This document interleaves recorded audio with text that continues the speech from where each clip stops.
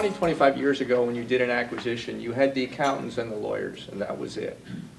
Today, and you may have had the investment bankers, but today there's so much more risk involved that think of it from an HR perspective. Think of it from looking at 401k plans, ERISA, everything. There's so many things that are involved in an acquisition, and yes, there are reps and warranties and buy-sell agreements, but I think you really have to understand it and be comfortable, and so I think you need an advisory team that covers a multitude of things. If you're not experienced in integrations and you're going to integrate the operation, if their IT infrastructure is totally different than yours, you need to be able to identify those challenges right up front. And so I would encourage you to use as many advisors as possible. We rely very heavily on our CFO, who's got excellent analytical skills, and combined with the focus that I put on acquisitions, I think we were able to cover most of the waterfront.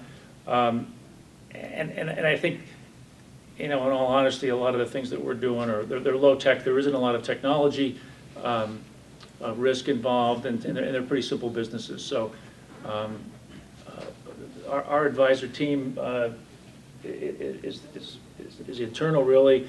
We've got a great M&A attorney who's had a lot of experience in that field, and then we use our accountant from time to time, but that's really the extent of the advisors that we use. Typically, somebody who's done multiple transactions tend to get it right, the second, third, fourth time. First time is always more difficult, daunting, if you don't have the right advisors around you in terms of all the non-financial legal issues, then you are leaving yourself quite exposed post-transaction. So the good example would be a client that I've worked with now for over 10 years, have bought 4 companies. The most recent 2 transactions were back in late 2011, where in the span of 2 weeks we closed on 2 transactions worth about $100 million in value. But what's interesting about this company is actually based in Ireland. They came to us back in 2000 to say, hey, we are venturing, we're in a new line of business, we need to be in the United States. Could you help us essentially identify our first platform target, talking about a greenfield operation? So what we did initially was to identify companies in the States that's from $5 to $50 million. How many are there? The first thing you have to say, okay, are there enough targets? There were about 350 companies, which is good. Because ultimately, even though you want to buy somebody, very often they're not ready to sell to you. So there's not much you can do about that. So you need to make sure that your target environment is fairly rich, okay? Otherwise, you're going to be spinning a wheel. I think as clients go into either a sell or a buy side situation, if they haven't contextualized what they're doing, they tend to make a mistake. For example, if they're used to doing a specific kind of acquisition that's in their wheelhouse, and so they can kind of handle it all internally, and then now it's time to go outside that comfort zone and they're going to do something different. Maybe it's in a different adjacent industry that has got a whole host of environmental issues or something that affect it, that where they normally are, they don't. It's the question they don't ask, in other words, in that process, which can hurt them.